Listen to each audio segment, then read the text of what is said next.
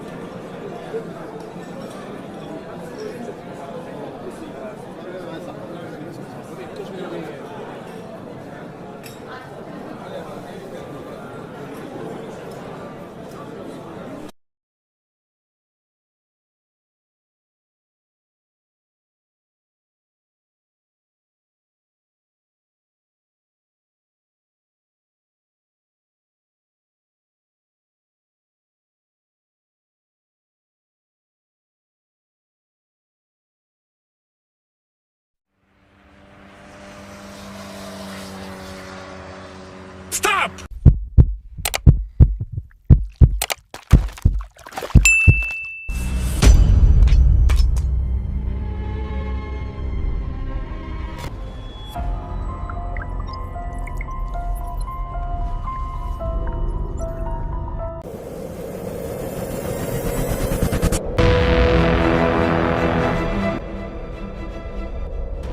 In the suburbs of Illinois, in a quiet town called Arlington Heights, a child was born on October 14, 1993, but this was no ordinary child. This boy would grow up to capture the attention of millions. His name was Charlie Kirk. Childhood and the parents behind him. Charlie grew up in a comfortable home. His father, a manager at an architecture firm. His mother, a strong homemaker, the kind of woman who whispered into her son's ear, "In this world, success doesn't come from books alone. It comes from courage and vision." Even as a child, Charlie was different. While other kids were busy with cartoons, he was collecting newspaper clippings, asking his father endless questions about politics, wars, and world leaders. His father would laugh and say, "Son, one day you'll either become a politician or you'll shock the entire world." In school, Charlie wasn't the top student in math or science, but when it came to history, society, or leadership, he stood out. Teachers often said, "Charlie, your questions go far beyond our textbooks." That curiosity grew stronger. He joined the Boy Scouts, where he first tasted leadership. And among his peers, there was one belief: if anyone could lead them out of a mess, it was Charlie. By his senior year in high school, Charlie dreamed of joining the U.S. military. He thought that was his true destiny, but fate had another plan. At Bristol University, Charlie began giving speeches at campus events, and those speeches changed everything. Once, standing before a restless student crowd, he said, "If we don't awaken our young generation, the future will slip away into the wrong hands." That single line spread like wildfire.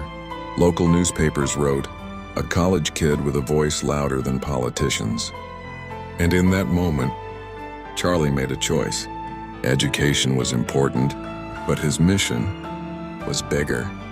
He would dedicate his life to politics and to shaping America's future.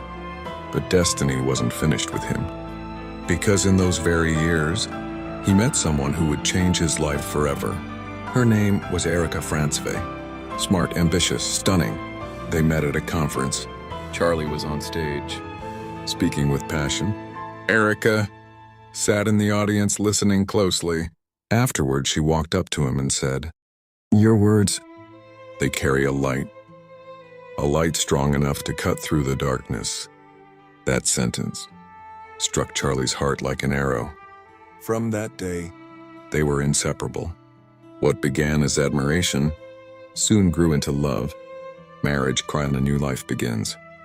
In 2021, Charlie and Erica were married. It wasn't just a wedding. It was a union of two powerful spirits, and the media took notice. People said, "This isn't just a couple. This is a partnership of vision." Charlie often told his friends, "The greatest gift of my life is Erica." Not long after, 2 children were born into their world, and Charlie changed again, from activist to father. Holding his newborn, he whispered, "These little ones, they are my true movement. Politics may fade, but for their future, I will fight to my last breath." Erica shared photos of their family online, and the internet lit up with comments. "This isn't just a family. This is a story of hope and legacy." But with every bright light comes a shadow. Charlie's speeches, his growing influence, his family's happiness, they made people wonder, was this young man's rise making enemies in the dark? Enemies powerful enough to watch, to wait, and to strike? Today, we return to the day that shook America to its core. It began like any other, a crisp morning in Utah, September 10th, 2025. But by nightfall, one of the most shocking assassinations in modern American history would unfold. Charlie Kirk arrived at Utah Valley University that morning with energy, confidence, and a mission. The event had been advertised as a rally, a speech for young Americans. The theme was simple, but powerful: "Come back, America." For weeks, Charlie had been promoting this message, a vision of restoring values, unity, and patriotism. He believed this could be the start of a new movement. The auditorium buzzed with excitement. Hundreds of students, activists, and supporters filled the seats. Cameras flashed. Phones recorded every step he took toward the stage. Charlie walked up, waved, smiled, and stood before the crowd. The lights focused on him. He adjusted the microphone, and then, with the same fire that had carried him since college, he began to speak. America is not dead. It is not broken. It is not finished. This is the time for a comeback of spirit, of strength, of freedom. The crowd erupted in applause. Cheers echoed through the hall. For nearly 20 minutes, he delivered his message, and then, just as he leaned forward to emphasize a line, the shot. Bang! A single gunshot cracked through the air. Then another, and another. The audience froze. Screams erupted. Chaos broke out. Charlie staggered, his hand clutching his neck. Blood spilled onto the stage floor. Supporters rushed forward, some trying to shield him, others ducking for cover. Security scrambled. People cried out, "Sniper! Sniper!" From the rooftop of a nearby building, just 200 yards away, a hidden shooter had taken aim. A bolt-action rifle, cold, precise, deadly. Within seconds, the shooter vanished into the shadows. Inside the auditorium, chaos consumed everything. Students ran for the exits. Some tripped, some fell, others froze in shock. On stage, paramedics rushed to Charlie's side. His pulse was faint. The bleeding was severe. They tried desperately to save him. But within moments, America's fiery young voice was silenced. News spread instantly. Across phones, across the internet, across the nation. Charlie Kirk shot dead at Utah Valley University. Every TV channel broke coverage. Every headline screamed the same word. The FBI arrived within hours. Local police, federal agents, forensic teams. The building across the street was swarmed. On the rooftop, investigators found a rifle, abandoned, with shell casings beside it. Closer inspection revealed strange details. On some of the casings, Words had been scratched.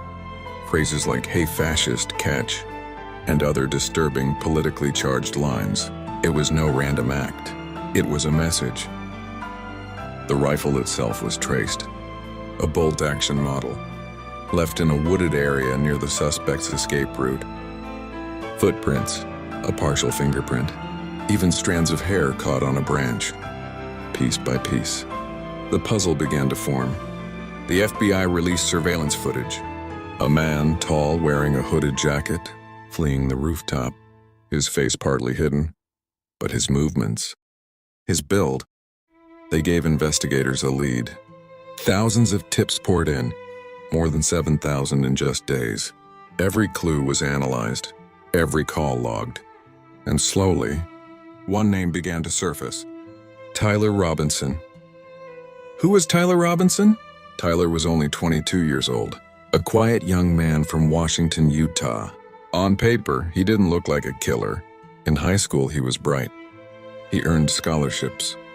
Teachers described him as intelligent, focused. But life took a turn. He dropped out of university, later enrolled in an electrical apprenticeship program, but never seemed settled. His family belonged to the LDS Church, the Church of Jesus Christ of Latter-day Saints. As a boy, he was active in faith, but as he grew older, his involvement faded. Some said he felt lost, disconnected. Motive. Investigators discovered something chilling. Online posts, private messages, search histories. They revealed a darker side of Tyler. One obsessed with politics, one filled with anger toward conservative figures. According to sources, Tyler once described Charlie Kirk as a hate spreader. He believed Kirk's speeches were dangerous, that silencing him was a form of justice. The scratched phrases on the bullet casings matched memes and slogans Tyler had shared online. It was no coincidence. With mounting evidence, the FBI tracked Tyler's movements. Neighbors recalled seeing him practicing at shooting ranges. Receipts tied him to the purchase of ammunition. DNA linked him to the rifle. Finally, in a late-night raid, Tyler Robinson was arrested. The nation exhaled. But questions remained. Why did Tyler do it? Was it purely his own obsession? Or was someone pulling the strings? The mystery deepened when a bizarre discovery surfaced. Just one day before the assassination, a book appeared online, The Shooting of Charlie Kirk, a comprehensive account of the Utah Valley University attack, published by an unknown author, released on Amazon, a full day before the murder. How could a book describe an attack? Before it happened, Amazon later claimed it was a technical error. But for conspiracy theorists, it was fuel to the fire. Was this coincidence? Or foreknowledge? The reaction was overwhelming. Supporters mourned. Opponents remained silent or whispered in shock. Politicians demanded answers. News anchors described it as a wound to America's soul. And in homes across the country, families asked the same question. If a man like Charlie Kirk, speaking at a university, could be gunned down, what does that mean for free speech in America? Tyler Robinson sits in custody, but is he the lone wolf or a pawn in something bigger? Why those specific phrases on the bullet casings? Why the mysterious book release? Why Utah, far from Washington, far from political hotspots? And perhaps the most chilling question of all, if Charlie Kirk was targeted, who else might be next? The story of Charlie Kirk is not just the story of a man. It is the story of a nation divided. A nation where words can inspire millions, but also ignite the darkest of hatreds. One voice was silenced, one family shattered, one country left with questions. This was the day America was shaken, and the mystery is far from over. If you enjoyed this story and want to hear more mysterious and unsolved cases, don't forget to like the video and subscribe for the next chilling tale.